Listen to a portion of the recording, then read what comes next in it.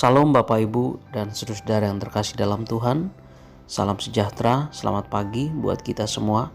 Kiranya kasih karunia dari Tuhan kita Yesus Kristus selalu melimpah dalam kehidupan kita semua. Mari kita sama-sama belajar untuk terus bergantung sepenuhnya kepada anugerah-Nya. Mari saudara, pada pagi hari ini kita sama-sama merenungkan satu bagian firman Tuhan. Sebelumnya mari kita berdoa. Bapa yang bertahta dalam kerajaan surga, kami bersyukur untuk kasih setiamu di dalam kehidupan kami. Pagi hari ini kami bisa bangun kembali dalam keadaan yang baik. Itu semata-mata karena anugerah-Mu. Saat ini ya Bapa di surga, kami mau merenungkan firman-Mu. Kiranya Engkau sertai kami, memberkati kami, menolong kami, sehingga kami boleh dimengertikan. Kami juga dimampukan untuk selalu mengingat dan juga melakukan firman-Mu dalam kehidupan kami semua. Terima kasih Bapa, di dalam nama Tuhan Yesus kami berdoa. Amin. Bacaan kita pagi hari ini terambil dalam Yakobus pasal 4 ayat 13 sampai ayat 17. Demikian firman Tuhan. Jadi sekarang, hai kamu yang berkata, hari ini atau besok kami berangkat ke kota Anu, dan di sana kami akan tinggal setahun dan berdagang serta mendapat untung. Sedang kamu tidak tahu apa yang akan terjadi besok. Apakah arti hidupmu? Hidupmu itu sama seperti uap yang sebentar saja kelihatan lalu lenyap. Sebenarnya kamu harus berkata, jika Tuhan menghendakinya, kami akan hidup dan berbuat ini dan itu. Tetapi sekarang kamu memegahkan diri dalam congkakmu, dan semua kemegahan yang demikian adalah salah. Jadi jika seorang tahu bagaimana ia berbuat baik, tetapi ia tidak melakukannya, ia berdosa. Demikian firman Tuhan. Saudara yang terkasih dalam Tuhan, hari ini lebih baik daripada kemarin, dan esok lebih baik daripada hari ini. Itulah cita-cita kita sebagai manusia. Namun kemudian timbul pertanyaan, siapakah yang menentukan kejadian atau peristiwa pada hari kemarin, pada hari ini, ataupun hari besok? Apakah manusia dengan segala upayanya, ataukah Tuhan yang Maha Kuasa? Dari pergumulan atas pertanyaan tersebut, kemudian populerlah pernyataan, manusia berusaha, Tuhan menentukan.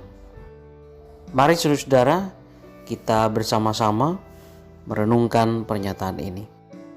Saudara sekalian, surat Yakobus ini ditujukan kepada ke-12 suku di perantauan, yaitu orang-orang Kristen Yahudi yang ada di luar wilayah Palestina. Pada saat itu biasanya orang merantau untuk berdagang. Salah satu cara berdagang adalah berkeliling menawarkan barang dagangan. Dan seorang pedagang tidak hanya berkeliling di dalam kota, namun juga di luar kota, supaya dagangannya laris dan ia mendapat keuntungan yang besar. Oleh karena itu, seorang pedagang harus membuat perencanaan yang matang kemana ia akan berdagang dan berapa keuntungan yang akan ia peroleh. Persoalannya saudara adalah, apakah pedagang itu mengikut sertakan Tuhan dalam perencanaan? Rupanya penulis surat Yakobus menangkap kecenderungan bahwa hal itu dilakukan tanpa melibatkan Tuhan.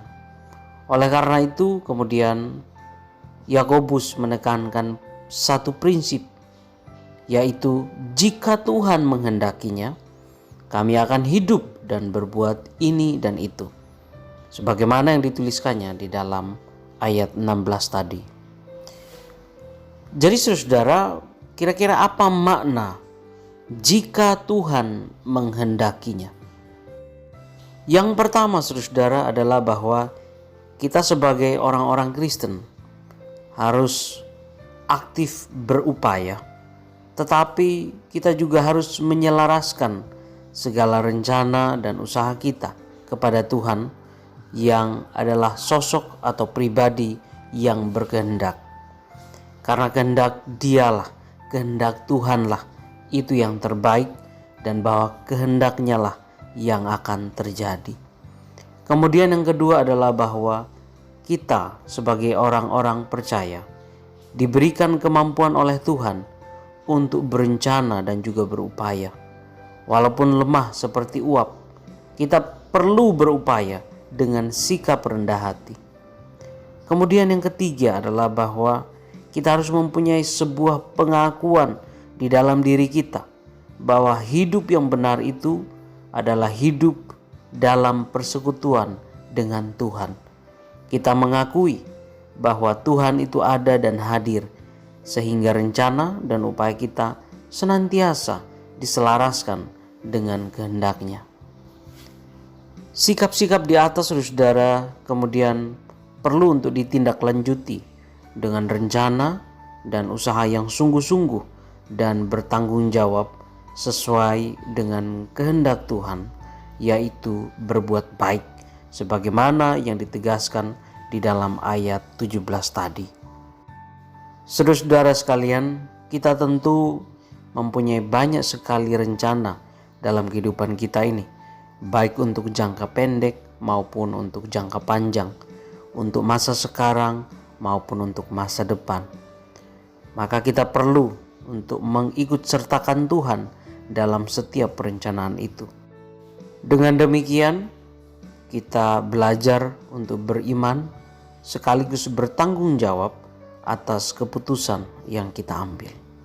Tuhan kiranya memberkati dan menolong kehidupan kita sekalian di hari ini. Amin.